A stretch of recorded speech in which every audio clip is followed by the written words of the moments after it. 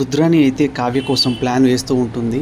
అదే టైంలో రుద్రాణి పంతులు గారి దగ్గరకు వచ్చి, పంతులు గారు నన్ను ఏమైనా పని చేయమంటారా, ఏమైనా హెల్ప్ చేయమంటారా, మీరు కూడా ఏమైనా వర్క్ ఉంటే వెళ్ళి చూసుకొని రండి, ఇక్కడ ఏమైనా వర్క్ ఉంటే నేను చూసుకుంటాను అని చెప్తుంది రుద్రాణి. అదే టైంలో పంతులు గారు అయితే ఇక్కడ వర్క్ అన్ని నేను చూసేసుకున్నాను, వర్క్ అన్నీ అయిపోయింది, పూజ సామాను కూడా అన్ని తెప్పించేశాను, ఇప్పుడు వినాయకుని విగ్రహం తీసుకురావడం ఒకటే లేటు అని రుద్రాణితో పూజారి గారు అయితే అంటూ ఉంటారు. అదే టైంలో రుద్రాణి అయితే లోపల అనుకుంటూ ఉంటుంది, ఇదేంటి ఈ పంతుని ఇక్కడ నుంచి పంపించేద్దామంటే వీడు వెళ్ళేలా లేడే, ఇప్పుడు ఏం చేద్దాము, ఇంకొకటి ప్లాన్ వేయాల్సిందే, ఇప్పుడు నా ప్లాన్ కానీ ఫెయిల్ అవ్వకుండా చూసుకోవాలి, ఎందుకంటే ఇదే నాకు లాస్ట్ ప్లాను అని రుద్రాణి అయితే అనుకుంటూ ఉంటుంది. రుద్రాణి థింక్ చేస్తూ ఉంటుంది. అదే టైం పంతులు గారికి అయితే ఫోన్ చేస్తూ ఉంటుంది.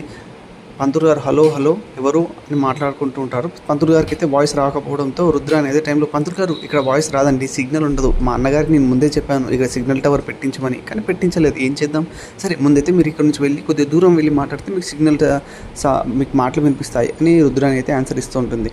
అదే టైంలో పంతులు గారు లేచి అక్కడి నుంచి వెళ్ళిపోతూ ఉంటారు. అదే టైంలో మెల్లగా ఎవరు లేని చూసి రుద్రాణి అయితే కిందగా వెళ్ళి మన తీర్థం ఇచ్చే దాంట్లో మెల్లగా వెళ్ళిపోయారు అని కన్ఫర్మ్ చేసుకున్న తర్వాత అటు ఇటు మొత్తం చుట్టుపక్కల చూస్తుంది, ఎవరు ఉన్నారా లేరా అని చూసిన తర్వాత కిందికి వంగి తీర్థం ఇచ్చే గిన్నెలో విషపు పౌడర్ని పోస్తూ ఉంటుంది.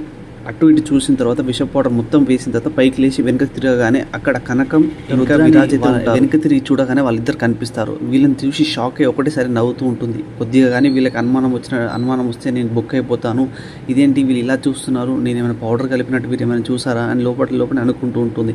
అప్పుడే రాజ్ రాహుల్ ఇంకా కళ్యాణ్ వాళ్ళందరూ కలిసి వినాయకుని విగ్రహం అయితే లోపలికి తీసుకొస్తూ ఉంటారు. వినాయకుని విగ్రహం తెచ్చి మండపంలో కూర్చోబెడతారు. అదే టైంలో అందరు దేవుణ్ణి మొక్కుతూ ఉంటారు. ఇంకా పంతులు గారు పూజ అంతా చేసిన తర్వాత మెల్లగా తీర్థాన్ని అందరిని తెచ్చి ఇస్తూ ఉంటారు. అప్పుడే రుద్రాణి అయితే రాహుల్తో ఈ మాట అంటుంది, ఈసారి కానీ ఈ ప్లాన్ కానీ సక్సెస్ అయితే మనం అనుకుంది అవుతుంది, ఇప్పుడు కానీ కావ్య కానీ ఆ తీర్థం తాగితే నీ కొడుకే వారసుడు అని రుద్రాణి అయితే వాళ్ళ కొడుకుకి భరోసా ఇస్తూ ఉంటుంది.